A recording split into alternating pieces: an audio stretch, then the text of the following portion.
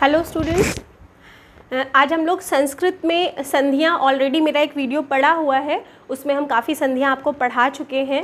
तो संधि पहले भी बताया मैंने, संधि का मतलब क्या होता है, जोड़ या योग, यानी दो सार्थक वर्णों के मेल को या दो सार्थक शब्दों के मेल को हम लोग क्या कहते हैं, संधि कहते हैं। और संधियाँ हमारी तीन प्रकार की होती हैं, स्वर संधि, व्यंजन संधि और विसर्ग संधि। तो स्वर संधियों की श्रृंखला में आज हम लोग अयादि संधि पढ़ेंगे, बहुत इंपॉर्टेंट संधि है यहाँ पे। तो अयादि संधि का जो सूत्र है वो है आपका एचो यवा यावा। इसको पढ़ने का भी एक्चुअली एक तरीका है। ये जो शब्द है ये एचो है और ये आ है, क्योंकि इसके पहले ओ लगा हुआ है, तो ये आय है, ये आव है, ये आय है और ये आव है। एक्चुअली जो ये सूत्र बना हुआ होता है ये अपने आप में कंप्लीट संधि है। अगर आपको माहेश्वर सूत्र आता है, आपको प्रत्याहार बनाना आता है और अगर आप इस सूत्र को डिफाइन कर लेते तो आपको संधि पढ़ने की आवश्यकता नहीं है, आपको अपने आप संधि क्लियर हो जाएगी। तो यहाँ पे जो हमारा सूत्र लिखा हुआ है एचो अय अव आय आवाह, इसको हम लोग ऐसे पढ़ेंगे। तो यहाँ पे एचो अय अव आय आवाह का मतलब ये होता है कि जो हमारा एच प्रत्याहार है, तो जब आप प्रत्याहार पढ़ते हो तो एच प्रत्याहार में सीक्वेंस में हमारे चार स्वर वर्ण आते हैं, ए, ओ, ए और अव। इनको हमने एक क्रम से लिखा हुआ है।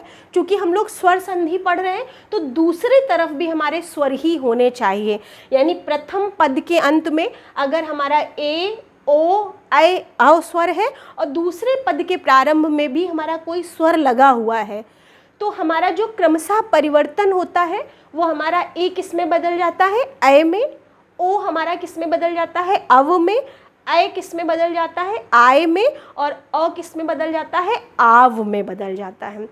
एक बार फिर से हम रिवाइज कर देते हैं कि एच प्रत्याहार में सीरियल से कितने वर्ण स्वर वर्ण हैं, चार हैं, ए, ओ, ऐ और अव। अगर पहला पद हमारा इन स्वर वर्णों पर खत्म हो रहा है और दूसरे पद में भी स्वर वर्ण है प्रारंभ में, तो ए हमारा कन्वर्ट हो जाएगा ऐ में, ओ अव में, ऐ आय में और अ हमारा आव में बदल जाएगा। ठीक है, तो ये हमारी अयादि संधि है। इससे संबंधित हमारे पास बहुत सारे आपके जो है ना एग्जाम्पल्स हैं, जैसे नयन है, सयन है, भवन, पवन, भावुक, गायक, नायक, नाविक, पवित्र, विधायक, श्राविका, अर्थाविव, हरये, विनायक। तो यहाँ पे हमें ये देखना होगा कि हमें पता कैसे चलेगा कि इसमें अयादि संधि है। तो वैसे तो अगर आपके पास कॉमन सेंस है तो हमेशा हम यहाँ से पढ़ते हैं नय, अय, अय, नय। ना में कौन सा स्वर है, आ, और यहाँ पे या, तो हमारे पास अय मिल रहा है। ठीक है, ऐसे ही हमारा भवन में भव, अव, अव निकल रहा है, तो ये समझ में आ जाना चाहिए।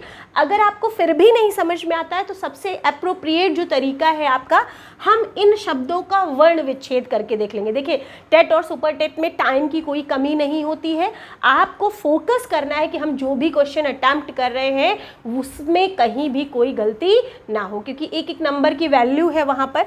तो हम इसको क्या करते हैं, अगर हमें नहीं क्लियर हो पा रहा है यहाँ पे कि इसमें अयादि संधि है कि नहीं है, तो हम वर्ण विच्छेद करके एक बार देख लेते हैं। यहाँ पे देखिए, पहले सिंपल हम लोग ना का वर्ण, नयन का वर्ण विच्छेद करने जा रहे हैं। तो न और प्लस आ, ना हो गया हमारा। अगेन हमारे पास क्या है, या प्लस आ, फिर हमारे पास क्या है, न प्लस आ, तो ये हमारा नयन का वर्ण विच्छेद हो गया।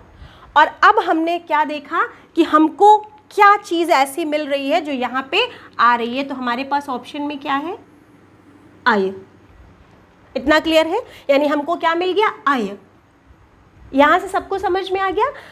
अब आय का मतलब क्या है कि हमको रिजल्ट के रूप में आय मिल रहा है, और ये आय हमको तभी मिलेगा जब इस न व्यंजन पर कौन सा स्वर होना चाहिए।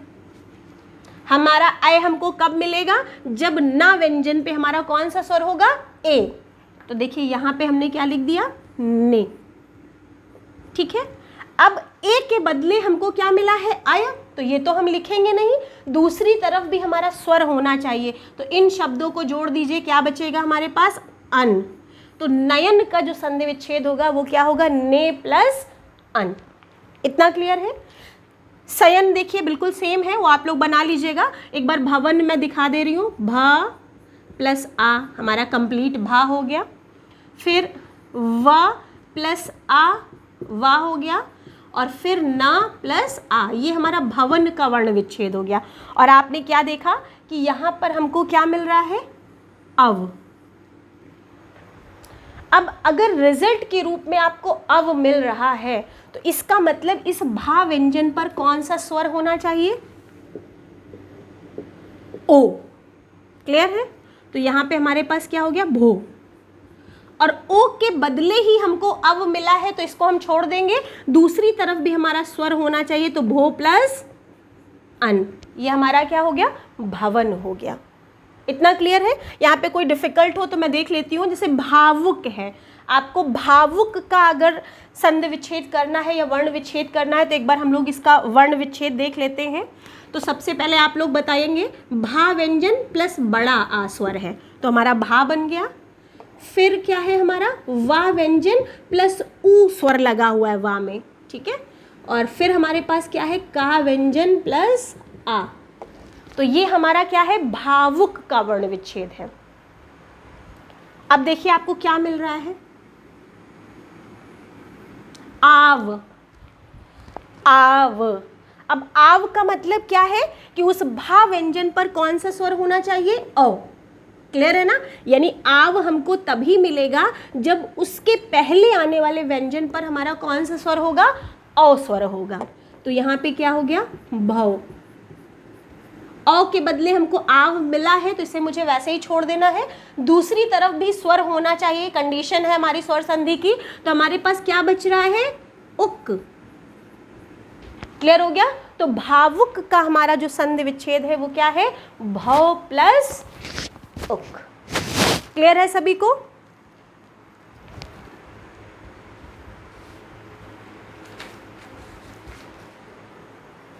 नेक्स्ट देख लीजिए, यहाँ पे अगर कोई विधायक देख लेते हैं हम लोग एक बार। विधायक में वा व्यंजन है प्लस छोटी स्वर है, हमारा वी हो गया। फिर धा व्यंजन प्लस बड़ा, फिर या व्यंजन प्लस छोटा, और फिर इसके बाद हमारा का व्यंजन प्लस छोटा आ। ये हमारा विधायक का वर्ण विच्छेद है। विधायक में देखिए क्या मिल रहा है आपको, आय। कहाँ पे मिल रहा है, आय। इतना क्लियर है? और आय आपको कब मिलेगा, जब उसके पहले वाले व्यंजन पे हमारा कौन सा स्वर होगा, आय स्वर होगा, तभी हमें आय मिलेगा। ठीक है? तो इसके पहले हमारा कौन सा व्यंजन है, धा, तो इसको हम लोग ऐसे ही फॉर्म में लिखेंगे और इस पे कौन सा स्वर लगा देंगे, आय, विधय। अब आय तो हमारा रिजल्ट है, इसको हमें छोड़ना है। अब हमारे पास बचा क्या है, अक। तो विधायक का जो हमारा संधि विच्छेद है वो क्या है, विधय प्लस अक, विधय प्लस अक। इतना क्लियर हो गया सभी को? नेक्स्ट हम लोग एक देख लेते हैं ऑप्शन में हरय। एक्चुअली ये एक एग्जाम में पूछा गया था और इसमें काफ़ी कंफ्यूजन रहता है, तो हरय का हम लोग एक बार देख लेते हैं। हा व्यंजन है, आ स्वर है, हा बन गया हमारा कंप्लीट। फिर रा व्यंजन है और हमारा आ स्वर है, ठीक है। फिर हमारा या व्यंजन है और या व्यंजन पे कौन सा स्वर लगा हुआ है, ए। तो ये हमारा हरय का वर्ण विच्छेद है। अब देखिए हमको क्या मिल रहा है, इन चारों में से क्या कोई परिणाम हमें मिल रहा है, मिल रहा है, यहाँ पे मिल रहा है, कहाँ पे, आय। अब जाहिर सी बात है कि अगर हमें यहाँ अय मिल रहा है तो इसके पहले वाले व्यंजन पर यानी रा पर कौन सा स्वर होना चाहिए, ए, क्योंकि एक ही हमारा बदलता किसमें है, अय में। तो ये हमारा क्या हो गया, हरे। अब ए के बदले हमको अय रिजल्ट मिला है, इसका मतलब इसको हम नहीं लिख सकते हैं। अब बचा हमारे पास केवल लास्ट में एक स्वर है, कौन सा, ए। तो हरे का जो संधि विच्छेद होता है वो हरे प्लस ए ही होता है। इसमें आपको डाउट नहीं होना चाहिए कि ये गलत है, क्या है, ये 100% सही है। हरे का जो संधि विच्छेद होगा वो हरे प्लस ए होगा। ठीक है, बाकी मैंने आप लोगों पे छोड़ दिया है। आप लोग जितने भी एग्जाम्पल्स दिए हुए हैं या आपको अदर कहीं एग्जाम्पल मिलते हैं तो आप एक बार इस वर्ण विच्छेद के तरीके से लगा कर देखिएगा। इन केस अगर आपको कोई प्रॉब्लम आती है तो आप हमें मैसेज कर सकते हैं, कमेंट बॉक्स में कमेंट कर सकते हैं कि आपको क्या चीज़ क्लियर नहीं हुई, मैं उसको आंसर करूँगी। तब तक के लिए थैंक यू वेरी मच।